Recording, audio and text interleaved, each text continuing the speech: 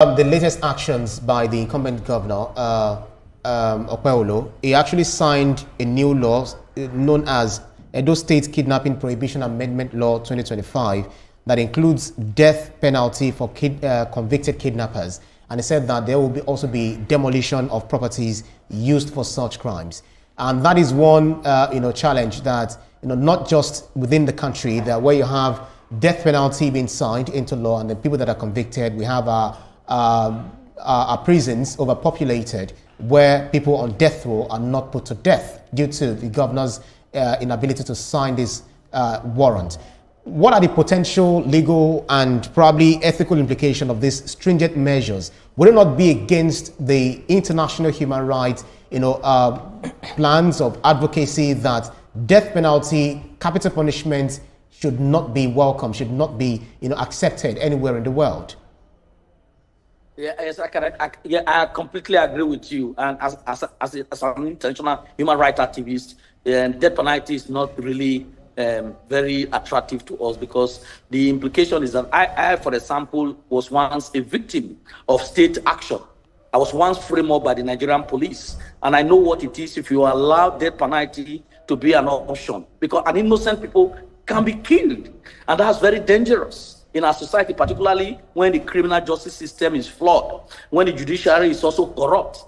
Even though I had my own opportunity to have been able to have freed, because I know how the police framed me up in Nigeria. If not the Nigerian population and the international community, I would have been executed for frame up that never happened.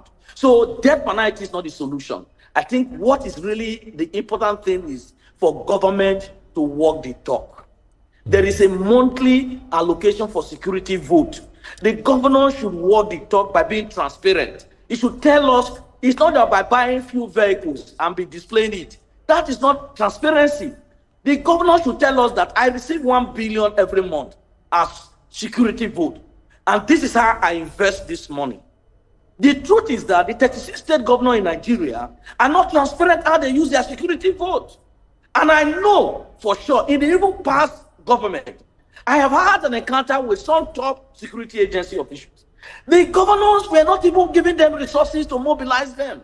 I don't know for this present administration. I don't know whether Governor Ugolor, now with his security agency apparatus in Edo State, whether there is a direct resources to encourage interagency cooperation. Because what is required to deal with the issue of kidnapping is quick response. That's what you require. Yeah. Because when it happens, the family of the victims are confused. They need to know a place to go to provide information for the security to act. But most cases beyond that, I think there are other innovative ways that the government can also invest the security vote. One is whistleblowing. Because these people that are involved in kidnapping, they are not spirit, they are human beings.